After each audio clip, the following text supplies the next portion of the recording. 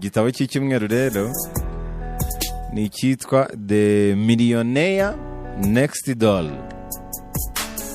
Ni igitabo cya Thomas Stanley na William Danko. The Millionaire Next Door. Ni igitabo kijyanye n'iby'ubukungu cyasabwe n'umukunzi w'inzu y'ibitabo ko twagikomozaho. Ni igitabo cyagiye hanze nyuma y'ubushakashatsi bwakozwe n'abagabo babiri babanditse ibitabo bamaze gukora ubwo bushakashatsi bandika iki gitabo bagishyira hanze mu mwaka w'1996. Abo bagabo rero barimo Thomas Stanley, uyu ni umunyamerika w'umwanditsi w'ibitabo byanatwaye ibihembo bitandukanye, yanyuze kuri iyi si guhera mu mwaka w'1944 kugeza mu mwaka wa 2015 kubera ko yitabye Imana ku itariki 28 Gashyantare muri uwo mwaka. Yafatanyije rero na Dr. William Danko we yavutse mu mwaka w'1952. Kugira ngo wumve iby'iki gitabo nahera ku rugero rw'abantu babiri. Nkunda kubaha ingero ku bantu babiri nise amazina Paul na Yohana. Paulo na Yohana. Reka dufate ko Paulo na Yohana bombi ari abagabo. Paul ni umugabo uba mu nzu nziza cyane y'ibyumba 10, ifite pisine n'ibindi byangombwa byose by'umuntu ubaho ubuzima buhenze. Afite amamodoka 7 y'ibikoko rwose kandi agezweho, asimburanya buri munsi imodoka mu minsi igize icyumweru. Ni umugabo wambara imyenda igezweho cyane. Iruhande rwe hatuye umuturanyi we Yohana. Aba mu nzu nto y'ibyumba 3, gusa we n'umuryango we bayimazemo imyaka 20. Atwara imodoka imwe isanzwe rwose, nayo kandi ayimaranye igihe. Mu mboni za benshi, uramutse ubajije buri muntu wese witegereza abo bagabo babiri Paul na Yohana, ukabaza uti ninde mu millionaire, ninde mukire hagati ya Paul na Yohana, bose bahita bavuga ko Paul ariwe mukire kubera ko abaho ubuzima buhenze. Ariko mu by'ukuri abo bose babivuze gutyo bashobora gutungurwa tugiye kureba ku cyo bita net worth. Tugiye kureba ubukire bwabo, tugapima ubukire bwabo. Ushobora gusanga Yohana ariwe mukire kandi ari ubaho ubuzima bugaragara nk'ubuciriritse ugereranyije na Paul. Turi muze kubireba. Nibyo rero aba bagabo bashyize muri iki gitabo bishobora gufasha umuntu gutera imbere binyuze mu guhindura imyumvire. Ari igihe umuntu aba yinjiza menshi ariko abaho ubuzima buhenze buruta kure ayo yinjiza. Ugasanga undi abaho ubuzima busanzwe ariko ayo yinjiza hafi ya yose arayazigama. Ko winjiza menshi rero ntabwo ari bwo bikugira umukire, mu gihe ayo winjiza hafi ya yose birangira fagitire ziyatwaye. Iki gitabo rero cyagiye hanze nyuma y'ubushakashatsi bwakorewe ku Banyamerika. Ni igitabo cyakozwe hifashishije ubwo bushakashatsi, ariko n'undi muntu ari wese ashobora kukigiraho amasomo. Ubu bushakashatsi bwaje kugaragaza ko abakire bya nyabyo muri Amerika babaho ubuzima buringaniye, busanzwe rwose ku buryo utanabibakekera. Baza gusanga Abanyamerika barengeje miliyoni 1 y'amadolari bagura gake cyane amazu ahenze n'amamodoka ahenze. Abo ugasanga abari munsi y'iyo miliyoni 1 y'amadolari ari bo bashishikajwe no kugura ibintu bihenze birimo imodoka z'ibiciro n'amazu y'ibiciro. Abakire ba nyabo usanga bakikijwe n'abatari abakire bya nyabyo. Babaturanye, ariko abo ngabo batari abakire bya nyabyo ugasanga nibo baho ubuzima buhenze ugereranyije n'abakire bya nyabyo. Umukire wa nyawe ashobora kuba mu nzu imwe isanzwe rwose imyaka 20 igashira, ugasanga atwara imodoka imwe isanzwe rwose imyaka 10 igashira atarayihindura. Ariko witwara nk'umukire w'umuturanyi w'umukire wa nyawe ugasanga ahindagura inzu buri myaka 2, ahindura imodoka buri mwaka. Muri make abikora agamije kugaragara nk'umukire kubera ko yiyumva nk'ahatari umukire bya nyabyo. Ubushakashatsi bwagaragaje ko Abanyamerika barengeje miliyoni 1 y'amadolari babaho ubuzima buri munsi cyane y'ubutunzi bwabo. Ahubwo bari munsi iyo miliyoni 1 y'amadolari ugasanga nibo babaho ubuzima buri hejuru cyane y'ubukire bwabo. ikindi ubushakashatsi bwagaragaje nuko 50% by'abanyamerika barengeje miliyoni imwe y'amadolari ntabwo ari abantu babirazwe n'ababyeyi babo, ahubwo nibyo bakoreye bo ubwabo. Amasomo ari muri ubushakashatsi rero ni ayahe? Ni iki twabwigiraho mu buzima bwa buri munsi nk'uko bigaruka muri iki gitabo? Ikintu cya mbere ukwiriye kumenya, hariho ubwoko bubiri bw'abagwizatunga.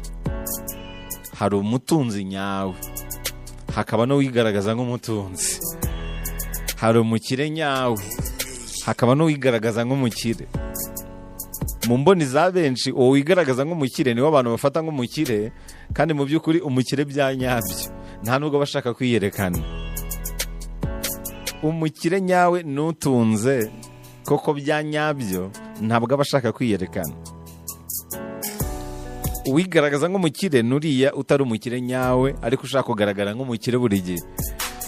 Ikintu rero kizakubwira umukire nyawe nuko aba adashaka kugaragara nk'umukire.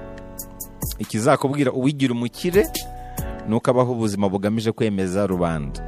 Abakire ba nyabo ntibaba bashaka kugaragaza ubukire bwabo, ntabwo bashaka kugaragara nk'abakire. Niba ariko navuga umukire nyawe, iyo muhuriye mu nzira ntabwo ushobora gukeka ko ari umukire. Ni wa muntu bakubwira bati uzi ko ibi na biriya ari iby'uyu muntu, ari iby'uriya mugabo uri kubona hariya, ugatungurwa kubera ko ntabwo gasa nabyo. Abakire ba nyabo batunga imodoka zishamaje. Abakire ba nyabo batunga imodoka zidashamaje cyane, muri make zitagezweho. Abo ugasanga uriya utunga imodoka y'umuzinga nushaka kwigira umukire. Ubushakashatsi rero bugaragaza ko nubona umuntu agenda mu modoka y'igikoko, ya yindi icaho abantu bose bakarangara, birashoboka cyane ko uwo nguwo uyitwaye atari umukire nyawe. Hari n'igihe ibitwaye n'umushoferi wayo atari nyirayo. Kubera ko umukire nyawe ntabwo aba ashaka kwigaragaza muri ubwo buryo. Bareba byifotorezaho rero, hari igihe baba atari bo ba nyirabyo, kubera ko ba nyirabyo ntabwo babona umwanya wo kubyifotorezaho. Bariya babyiratana ntabwo ari bo bakire bya nyabyo, kubera ko abakire ba nyabo ntabwo babona umwanya wo kubyiratana, ntibaba banabashaka, ntabwo baba bashaka ko binamenyekana ko ari ibyabo. Bariya ba mu nzu z'ibikoko akenshi hari igihe aba atari bo bakire bya nyabyo. Ubushakashatsi rero bugaragaza ko uri ushaka kwemeza abantu nuko aba yumva muri we ari insuzugurwa. Ariko ibi ni ibintu byumvikana. Uriya muntu ushaka kwereka abantu ko ari umukire nuko mu busanzwe aba ari umukene, cyangwa se yiyumva nk'umukene, agashaka ko abantu bemera ko ari umukire kubera ko yiyumva nk'umukene. Kuko umuntu wiyumva nk'umukire ntabwo yagerageza kwemeza abantu. Uri ushaka kwishyiraho ibirungo ngo abantu babone ko ari mwiza, nuko mu busanzwe aba yumva ari mubi. Iryo ni ihame ry'ubuzima, byo birumvikana. Uriya muntu ugura ikibuno akacyambara ngo abantu babone ko ateye neza, bya bibuno bagura kugira ngo bagaragaze amatayi, nuko mu buzima busanzwe aba yumva ateye nabi. Kubera ko umuntu wumva ko ateye neza ntabwo ashobora gutekereza kujya kugura ikibuno. Uriya uguza akagura imodoka y'igikoko agamije kwemeza abantu, nuko mu busanzwe aba yumva abantu batamwemera kubera ko ni umukene. Uriya muntu ukodesha imodoka y'igikoko ngo ajye kwemeza abantu mu cyaro, nuko mu buzima busanzwe aba ari umukene. Ko aramutse ari umukire ntabwo ibyo bintu yabitekereza. Ku ruhande rumwe rero byihishemo n'uburwayi bwo mu mutwe bwo kumva ko uri insuzugurwa, bimeze nka bya bintu bya complexe twabonye. Uri ufite complexe ni ugerageza gushaka kwemeza abantu. Ni igitabo cyiza cyane rwose. Umumiliyoneri muturanye, ni nkako kino gitabo gishatse kuvuga. Mu kanya gato nari maze kubabwira ko hari ibintu bifatwa nk'uburwayi bwo mu mutwe bimeze nka bya bindi twageranya na complexe, aho iyo utiyumvamo ikintu runaka nibwo ugira ubushake bwo gukora ikintu gituma wigaragaza nk'icyo ngicyo ushaka. Urugero, ushobora kuba ufite icyifuzo cyo gusa neza mu maso, wajya wireba mu ndorerwamo ukabona ntabwo usa neza, ntabwo usa nk'aba runaka. Abenshi ku bantu bakunda kwigereranya n'abandi nibo bikunda kubaho. Uwo rero niwe ushobora kujya kwibagisha isura. Umuntu ujya kwibagisha isura nuko aba yumva adasa neza. Umuntu ujya kugura ikibuno ngo atere neza nuko aba yumva n'ubundi adateye neza mu buzima busanzwe. N'umuntu wigira umukire nuko aba yumva ko ari umukene, na bya bindi bavuga yuko umuntu ukurwanya nuko aba yumva ari munsi yawe. Burya uriya muntu ukurwanya, uriya muntu ukugambanira nuko aba yumva ari munsi yawe, aba yumva ari inyuma yawe, kabone nubwo yaba kuri imbere aba yumva kuri inyuma. Muri we aba yumva kuri inyuma, niyo mpamvu akurwanya ashaka kugusubiza hasi. Uriya uguza akagura imodoka y'igikoko agamije kwemeza abantu, nuko mu buzima aba yumva abantu batamwemera kubera ko ari umukene. Uriya ujya gukodesha inzu imubereye umutwaro, nuko mu buryo bumwe cyangwa ubundi aba yumva ari insuzugurwa, akavuga ati ninkomeza kujya kuba mu kazu gato abantu noneho bazansuzugura kurushaho, reka noneho nishyireho uwo mutwaro. Uriya ukodesha imodoka akajya kwemeza abanyacyaro, nuko ku ruhande rumwe aba yumva nk'umukene, aba yumva nk'umukene, niyo mpamvu nyine akodesha imodoka ngo agiye kwemeza abantu. Umukire nyawe rero ntabwo ari uko akora. Umukire nyawe ntagira ibyo bintu byo kumva adatekanye muri we, kubera ko ubukire nyine aba bufite, niyo mpamvu adashishikajwe no kuburata. Bariya babyifotorezaho rero akenshi hari igihe aba atari ba nyirabyo, cyangwa se badakwiriye kubitunga. Niba ariko navuga umuntu ukwiriye kubitunga ntabwo ashobora kubyifotorezaho. Bimeze nka bya bindi by'umuntu uba warakuze ari umukene, atabona ibyo kurya bihagije, igihe azaba abasha kubyigurira akazabirira kubimara. Ku ruhande rumwe aba harimo n'icyo kintu nyine kimeze nka complex. Uriya rero ukodesha imyenda ngo agaragare neza, nuko aba adafite ubushobozi bwo kuyigurira, aba atewe ipfunwe nuko nta mwenda mwiza agira yo kwambara. Ariko usanga ngo imyenda myiza nta kintu bimubwira kwambara ibyo abonye byose, cyane ko yambara ibyo akunda, ibyo yumva bimuhaye amahoro. Ntabwo ajya kugura imyenda ihanitse ngo akunde yemeza abantu. Niyo mpamvu uzasanga umukene yambaye imyenda ihagaze agaciro k'ibihumbi nka 500, ariko ugasanga umukire mugenzi we bahagararanye cyangwa se baturanye yiyambariye imyenda ihagaze nk'ibihumbi 50 gusa. Umukire ashobora no kwambara imyenda ihagaze ibihumbi 10. Ibyo bavuga ngo nta mukire ubyina nabi. Uko yaba abyina kose uba ubona bimubereye, nuko yaba yambaye kose uba ubona bimubereye, kubera ko nta mugogora afite wo gushaka kwemeza abantu. Arambara agapira ka 3, 4, 5, 6, ashyiraho agapantaro ka 7, 8, yiyambare na sandari yigendere rwose, nta kibazo na kimwe afite. Ariko umukene ajya guhanuza amakositimu y'ibihumbi 200, 300. Ugasanga umushoferi w'umukire yambaye neza kurusha n'umukire ubwe, akaba yambaye imyenda ihenze kurusha bose. Niko bigenda rero. Iyo uri umukene ni wowe uba ushaka kwemeza abantu. Kino gitabo nicyo bishatse kuvuga. Umukire aba afite imitekerereze njyabukire n'ubundi, aho kugura izo modoka n'inzu zihenze cyangwa isaha ihenze, abatekereza uko ahubwo ayo mafaranga nayo yayabyaza umusaruro. Ubushakashatsi bwa 2023 bugaragaza ko abamiliyoneri benshi bo muri Leta Zunze Ubumwe za Amerika babaga batunze amazu ahagaze ku mpuzandengo y'ibihumbi 630 by'amadolari y'amanyamerika, mu gihe babaga bafite ubushobozi bwo kuba mu mazu ahagaze byibura miliyoni 2 z'amadolari. Ahubwo ugasanga bari munsi ya miliyoni 1 nibo bishyiraho uwo mugogoro wo gushaka kuba mu mazu ari hejuru ahanitse abarengeje ubushobozi. Iri rero ni isomo rikomeye abantu benshi bo ku isi bashobora kwiga. Ni isomo ryo kubaho ubuzima buri munsi y'ibyo twinjiza, niba ariko nabivuga. Ubwiru bw'amafaranga buri mu kuyarinda kuruta kuyakorera. Kuyarinda rero bisaba ko ugira umutekano w'amafaranga. Hari amafaranga burya uba ugomba kuba utunze, umuntu yakwita nk'ingoboka, ku buryo cya gihe wakennye, cya gihe witwa ko wakennye, ubundi niyo mafaranga yonyine uba usigaranye. Sinzi niba kano kantu muri kukumva.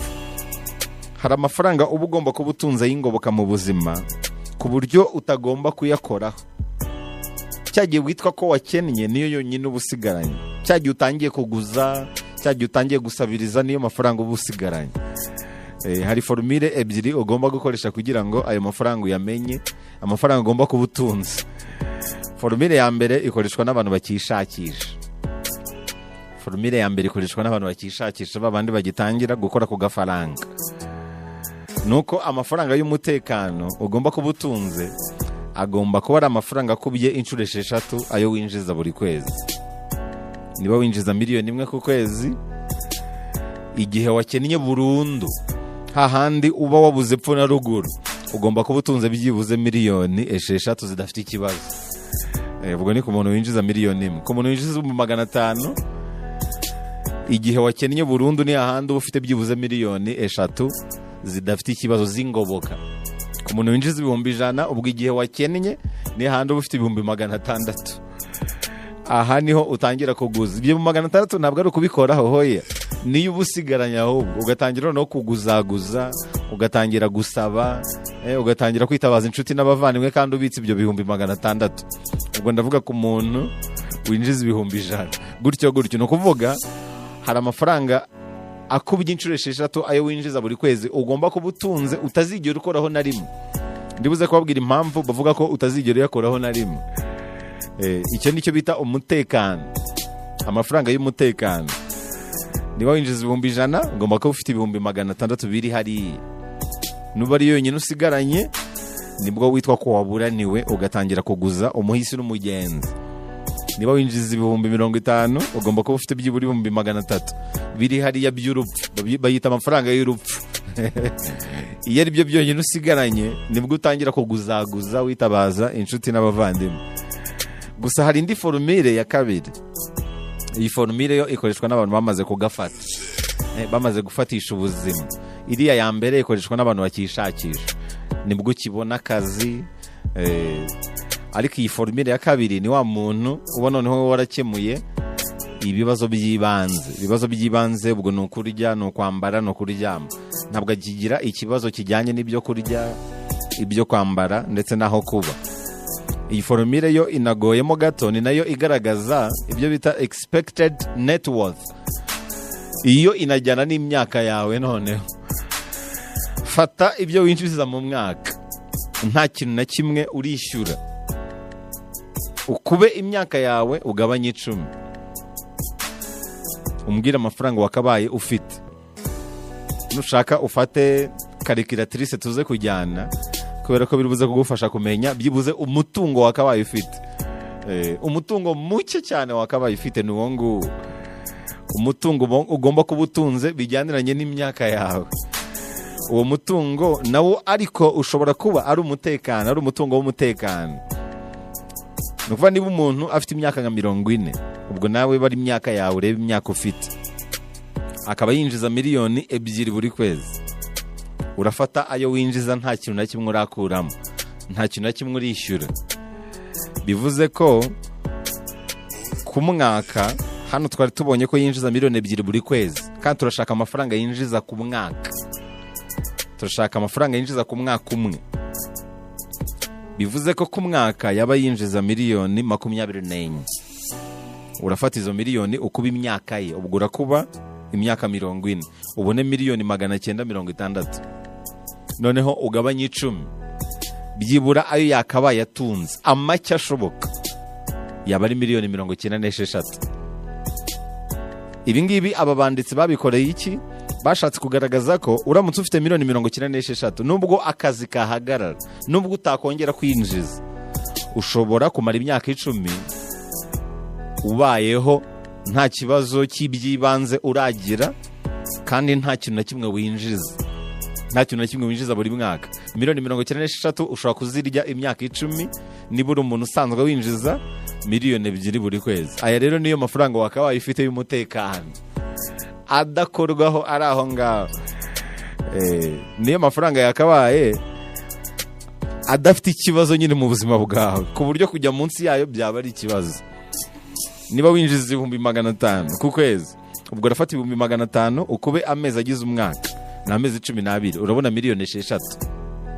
Ufate 6,000,000 ukube imyaka yawe. Reka dufate imyaka 30. Urafata 500,000 ukube amezi agize umwaka, ubwo leta biba 6,000,000. 6,000,000 tuzikube imyaka 30. Nituzikube imyaka 30 turabona 1,180,000. 1,180,000 uzigabanye 10. Byibuze amafaranga ugomba kuba utunze y'umutekano ni 1,18,000 ku muntu winjiza 500,000 ku kwezi. Aya ntakorwaho. ubundi bayita go to hell fund. Ni amafaranga akoreshwa ari kushizemo umwuka, cyangwa se hahandi uhanganye n'urupfu n'ubuzima, hahandi iby'akazi byose bihagaze, niyo mafaranga utangira gukoresha. Ni amafaranga nyine ya survival, ni amafaranga yo kwirwanaho, ni ay'ingoboka. Nyisa y'ingoboka byakumvikana neza, wenda urarwaye nabwo byo gupfa, cyangwa se ugezeho nta kindi kintu na kimwe ubona cyashoboka uretse kuyakoraho. Ukoze impanuka ku buryo akazi ukora utazongera kugakora ubu ukundi, kubera ko nabyo ni ibintu abantu bagomba guteganya. Naho ubundi niba atari uko bimeze, uba ugomba kwaka ubufasha, sabiriza. Ni ukuvuga igihe cyo gusabiriza ni igihe ufite miliyoni 18 ku muntu uhembwa 500,000. Ayo ni amafaranga uba ugomba kuba utunze. Icyo rero nicyo bita umutekano. Icyo nicyo bita umutekano, amafaranga y'umutekano. Urafata amafaranga winjiza ku kwezi, nta kintu na kimwe urishyura, utarakuramo ay'inzu, ay'ibyo kurya n'ibindi, hanyuma uyashyire mu mwaka. Mu mwaka winjiza amafaranga angahe? Niba winjiza 200,000, ubwo urakuba amezi 12, ubwo ni miliyoni 2,400 ukuba imyaka yawe. Reka tuvuge ko ufite imyaka wenda 25, urabona miliyoni 60 ugabanya 10, amafaranga y'umutekano utagomba kubura mu mufuka ni miliyoni 6. Ayo ntabwo ari amafaranga y'iterambere, ntabwo ari amafaranga yo gushora, ntabwo ari ayo gukoresha, ni amafaranga y'umutekano. Go to hell fund ni amafaranga akoreshwa wenda ari uko urupfu ruri kukugera amajanja. Ku kiriyo cyawe niyo dushobora gukoresha, cyangwa se agakoreshwa ari uko kurokora urupfu. Ni amafaranga uba ugomba kuba ufite ku buryo ushobora kumara imyaka 10 urya unywa, ufite ahantu ho kuba, nta kibazo na kimwe uragira. Niyo mpamvu bayita amafaranga ya go to hell. Aya niyo mafaranga rero yakabaye ari mu mufuka wawe adafite ikibazo. Iyo niyo expected net worth yawe. Niba atari uko bimeze rero, utangira wizigame cyane, ongera wizigama, cyangwa se wongera amasoko yayo, kubera ko iyo niyo ntambwe ya mbere yo kugira ubutunzi nyabwo kuruta kubwiyitirira. Nicyo ubundi kino gitabo kisobanura cyane cyane. Nubwo nagarukiraho naba nkubwiye ibyibanze biri muri kino gitabo. Muri iki gitabo bakubwira ko ubundi ugomba kwizigama byibura 15% byayo winjiza, ariko kugira ngo ube mu millionaire nyawe ugomba kwizigama byibuze 50% by'ibyo winjiza, nk'uko abanditsi babivuga. Ibi rero byasaba kubaho ubuzima buri munsi cyane y'ibyo winjiza. Iyo ugeze kuri uru rwego nibwo none utangira gutekereza uko kwikorera, uko wakora business itandukanye, uko washora mu mishinga ibyara inyungu, kubera ko amafaranga y'umutekano urayafite. Ushobora kubaho imyaka 10 nta kibazo na kimwe uragira kijyanye n'ubuzima bw'ibyibanze. Kurya ntabwo biba bikiri ikibazo. Tekereza niba ushobora kumara imyaka 10 utarabura ibyo kurya, ukamara imyaka 10 utarabura aho kuryama, utarabura yo gukodesha inzu, ukamara imyaka 10 utarabura icyo kwambara, kandi udakora, kandi uri kubyikuramo ari ibintu byawe, birumvikana ko uba ufite umutekano uhagije ubijyanye n'iby'ubutunzi, ku buryo no gutera imbere bishobora kukorohera. Aba millionaire bose rero nibo babyigira byo, nibo babyigize byo. Babyigira byo kubera iki? Babyigira byo kubera ko ikintu cya mbere babanza kurinda ni umutekano wabo. Nibo babyigize byo, ntabwo ari umurage. Umurage kuri bo uza ari inyongezo, ariko ikibaraza ishinga no kubyigeza. 80% by'abamiliyoneri bari ku isi ni ubutunzi bakoreye bo ubwabo. 80% by'ibyo batunze ni ubutunzi bakoreye bo ubwabo, ntabwo ari irage. Hari n'abandi bakubwira ko amafaranga y'umutekano ari ay'uba ufite, ku buryo nyine ushobora kubaho iyo myaka runaka agutunze udakora, nk'uko nabibabwiraga mu kanya. Ese akazi kawe gahagaze, wabaho igihe kingana iki ntacyo winjiza, kandi utaratangira wenda gusuhererwa? Ugomba rero kuba ufite ubwizigame bwagutunga we n'umuryango wawe imyaka 10 byibura mudakora, niba ushaka kujya mu mubare w'abagwizatunga. Iriya formule ya kabiri rero bayita nyine expected net worth. Ushaka kumbwira imyaka yawe, ukambwira amafaranga winjiza ku kwezi, nkahita nkubwira amafaranga wakabaye utunze byibuze. Ni amafaranga wakabaye utunze byibura, waburaniwe niyo ya nyuma wakabaye ufite. gufata yo winjiza mu mwaka ugakuba imyaka yawe hanyuma ukagabanya 10. Iyo niyo net worth yawe. Nibyo nababwiraga mu kanya. Nubwo waba winjiza 100,000 mu mwaka ni 1,200,000, ubwo urakuba imyaka yawe. Tekereza uyu muntu winjiza 100,000 aramutse afite nk'imyaka 50, biraba ari 1,60,000. Ugabanya imyaka 10, yibuze arabatunze 6,000,000 zidafite ikibazo. Ibindi byose biraba ari inyongera. Aha ariko ntabwo bariramo nyine ubutunzi bw'umurage. Ibi ngibi ubibara ku mutunzi ku butunzi wakoreye wowe ubwawe. Ubikora ku butunzi wakoreye wowe ubwawe. Muri make ikintu wasigarana ku bijyanye n'iki gitabo, niba ushaka kuba umumiliyoneri, irinde kwigira we. Irinde kubaho ugamije kwemeza abantu. Wibuke ko utakaza amafaranga udafite bihagije, ukayagura ibintu udashaka, utanakeneye, ugamije kwemeza abantu batagukunda kandi nawe udakunze. Ntugashake rero kwigaragaza nk'umukire, ahubwo bawe. Kuba we rero bihera muri wa mutekano twavugaga mu kanya w'amafaranga. Baho ubuzima buri munsi y'ubushobozi bwawe, hanyuma ushakisha umutekano w'ubutunzi. Twabonye formule zabyo ku buryo ubuzima bw'ibyibanze ubukemura. Ukore cyane kandi uharanire kwikorera. Ubaka ubwami bwawe kurusha uko ubaka ubwami bw'abandi. Uhozeho, ugire intego, witoze kandi ugire discipline. Discipline zirimo kudasesagura, gushora mu mishinga ibyara inyungu, cunganwa nayo utakaza, gira intego zo munsi cy'umweru, ukwezi, umwaka, tegura hazaza mu bijyanye n'ubukungu kandi ubikore muri buri munsi. Ngaye nguko rero ibyitabo Millionaires, The Millionaire Next Door. Umumiliyoneri muturanye. Hari umumiliyoneri muturanye, niwe mukire bya nyabyo. Wowe ahubwo urashaka kwigira umukire. Ngo umuzungu mbere yo gutekereza business, mbere yo gutekereza kwikorera, arabanza akubaka ubuzima. Nabo ariko ntabwo ari bose, harimo n'abakubiswe muri bo nabo. Nabo harimo wenda abadahagaze neza, ariko mu myumvire yabo ashobora kubanza kubaka ubuzima ku buryo ibyibanze, nimvuga ibyibanze wumve kurya, kwambara no kuryama. Ibyibanze kurya, kwambara no kuryama no kwiga. Nushaka no kwiga ubyongereho, no kwivuza ubyongereho. Ni bya bintu by'ibanze buri muntu wese aba akwiriye kuba afite. Arabanza akumva ko yabikemuye ku rugero ashobora kumara imyaka 10 nta kibazo na kimwe aragira kandi adakora, nta kintu na kimwe yinjiza.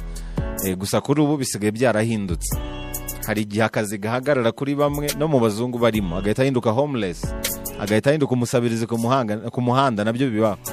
Ariko mu buryo bw'iterambere, niba ushaka kuba umutunzi, ibyo ni ibintu ugomba kubanza gukemura. Iyo formule rero kubikemura ni ukubanza kwizigama. Amafaranga wakabaye wizigamye agomba kuba byibuze ahuye n'imyaka ufite. Ni niyo mpamvu iyi formule igaruka no ku myaka yawe. Ni formule igaruka no ku myaka yawe. Urafata ibyo winjiza utakuyemo ikintu icyo ari cyo cyose.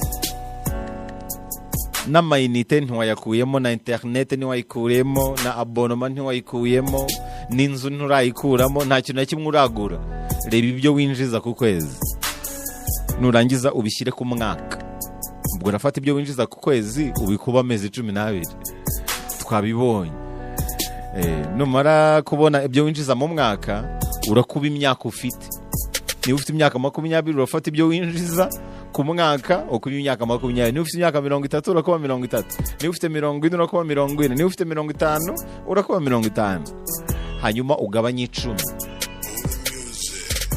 Ayo mafaranga ubonye niyo wakabaye utunze adafite ikibazo, adakorwaho. Muri make mu gihe wakennye, hahandi wasuherewe utangiye kuguzaguza no gusabiriza, ayo niyo wakabaye usigaranye. Utangira gusaba ari ayo ngayo usigaranye, kubera ko ayo ngayo no mu gihe habaye ikintu gikomeye gituma n'akazi gahagarara, urugero ushobora gukora impanuka, hashobora kuba ibintu bitandukanye bituma utazongera gukora, ushobora kumara imyaka 10 nta kindi kibazo uragira, kubera ko ayo mafaranga ufite ashobora gukemura bezwe z'ibanze bikanajyana ariko no kubaho ubuzima buri munsi y'ibyo winjiza. Birumvikana, twagiye tubibona. Ayo mafaranga niyo wakabaye utunze, umuntu yageranya n'ingoboka. umuntu yageranya n'ingoboka rwose. Reka tuvuge ko umuntu winjiza 300 ku kwezi,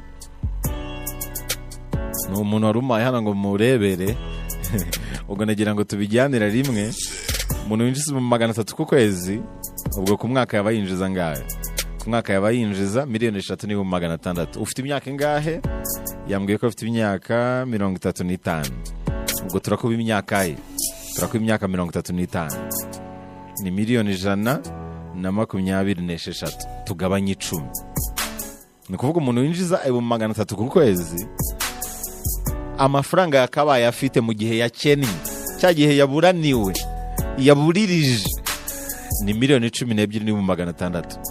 Izo nizo yakabaye afite. Muri make, mbere yo gutekereza na business, mbere yo gutekereza n'ikindi kintu icyo ari cyo cyose, mbere yo gutekereza n'irindi terambere, aya ngaya niyo yakabaye afite. Noneho ayo ashora narenza aya ngaya, andi y'inyongera kuri aya niyo washora, niyo wakwinezezerezamo, niyo wakoramo ibikorwa runaka, niyo waguramo imodoka, niyo waguramo inzu.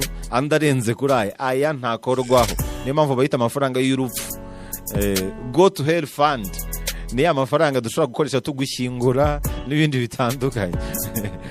Aya niyo yandi ukoraho mu gihe nta handi hantu ho kwerekeza hasigaye, no kuguza bidashoboka, no gusaba bidashoboka. Naho ubundi mu gihe kuguza bigishoboka, aya ngaya ntakorwaho. Muri make witwa ko wakennye, ari aya ngaya ufite. Icyo gihe nibwo ufite umutekano ushobora gutuma uba umumiliyoneri, utera imbere. Ariko muri Afurika biragoye, ushobora gusanga 90% by'abanyafurika bigoye yuko bagera kuri runo rwego. Biragoye ko bagera kuri runo rwego, ariko basa kurugeraho byaba ari amahire rwose. Nubwo waba winjiza udufaranga duke cyane, nubwo waba uri umukozi wo mu rugo uhembwa 50,000, uhembwa 30, uhembwa 20, nabwo wabikora. Uhembwa 50,000 ku kwezi, ubwo nidukuba amezi 12 araba ari, reka dufate n'umuntu uhembwa 30,000 da, banza ariyo mushahara fatizo wo mu Rwanda muke ushoboka. Umuntu uhembwa 30,000 nidukuba amezi 12 araba ari 360. Dukube imyaka afite, reka dufate ko uyu muntu wenda afite imyaka 30, byaba ari 1,10,800. None turagabanya 10. Ni formule yoroshye. Ni ukuvuga 1,180,000 ukwiye kuba uyifite idakorwaho mu gihe waburaniwe, mu gihe wakennye, niyo wakabaye ufite mu gihe winjiza 30,000. Ubwo ndebye umushahara muto ushoboka mu Rwanda. Akaba rero ari icyo ngicyo nasubiza abantu bakomeje gushyira commentaire kuri iyi formule. Gusa ku banyafurika nyine biragoye. Ku banyafurika tubaho ubuzima bwo kubara ubukeye, wa mugani. Ni ukubara ibyejo, ejo ndabahone, ejo ndabahone. Icyo gihe rero iyo ukirwana n'ubwo buzima, biragoye ko wazitwa umumiliyoneri, biragoye yuko wazatera imbere mu buryo nyine bufatika. Niba ariko navuga, uzahora urwana n'ubuzima bw'iby'ibanze kugeza gupfa. Bisaba rero yuko urenga izo mbago z'iby'ibanze. Kurenga izo mbago z'iby'ibanze nuko byibuze ugira ubwizigame bungana n'uburi muri iyi formule navugaga. Ibindi byose bikaza nyuma, ikindi kintu cyose utekereza kikaza nyuma. Nyeka ko ari n'isomo abantu benshi bashobora kwigira kuri kiriya gitabo. Ni igitabo cyiza, ni igitabo cyiza gishobora gufungura abantu, kigatuma abantu barenga imbago zo guhora bari muri crise. Ugasanga umuntu yarakoze ariko akazi gahagaze, no gupfa yapfa, no gupfa yapfa. Yahita tumusanga ku muhanda ari gusabiriza, kandi amaze imyaka 5, amaze imyaka 10 akora. Ni ibintu byiza rwose. Muri make, niba wisanze nawe uri muri minus, nkuko hari abantu benshi bari kunyandikira hano babimbwira, ni ikigaragaza ko ukwiye nyine kugira ikintu ukora. Ndi bavuga ngo kwimenya nicyo cya mbere. Iyo uzi ko uri umwimukira, ntabwo wishinga kavukire. Iyo uzi ko iwanya ari mu banyantege nke, nta wundi murajya utegereje. Ndi bavuga ngo ubuzima bumeze nk'umukino w'agati. Hari umuntu ubyuka, urabona umukino w'agati hari igihe bisaba kuzenguruka inshuro 10 kugira ngo wenda muhe mutsinzi. Ugasanga ababyeyi bawe, wowe uvutse, ababyeyi bawe bageze nko ku nshuro ya 9 bazenguruka. Ikintu usabwa gusa no kuzenguruka inshuro ya nyuma ugahita uba umutsinzi. Bitandukanye n'umuntu uvuka ababyeyi bamaze kuzenguruka rimwe, cyangwa se akavukira mu muryango ababyeyi bataranitabira umukino. ugasanga uvukiye mu muryango ababyeyi bawe ntibaranitabira uwo mukino hagati, icyo gihe bizagusaba kuwitabira ukanazenguruka ugatangira ku nshuro ya mbere. Icyo gihe rero nyine ubaho nk'imfubyi, urabaga ukifasha ukazenguruka ku nshuro ya mbere. Niyo bavuga ngo kuvuka ukennye ntabwo ari ikosa ryawe, ariko gupfa ukennye ibyo byo ni ikosa ryawe. Kuvuka ukennye wabibarira ku babyeyi bawe, ariko gupfa ukennye ni wowe bizabarwaho. Kandi kuba mu muryango wanyu nta mukire wigeze ubonamo, bivuze ko ubukire bushobora gutangirira kuri wowe. Umuryango ukize ushobora gutangira kuri wowe. Hamwe n'iyi formule rero yafasha abantu guhindura imyumvire mu buryo bumwe cyangwa ubundi, cyane cyane ku bijyanye n'amafaranga. Hari amafaranga uba ugomba kuba ufite adakorwaho, bikitwa ko wakennye ariyo yonyine usigaranye, bikitwa ko wakennye ariyo yonyine usigaranye. Iyi formule rero yafasha abantu, nkeka ko harimo isomo rikomeye rwose.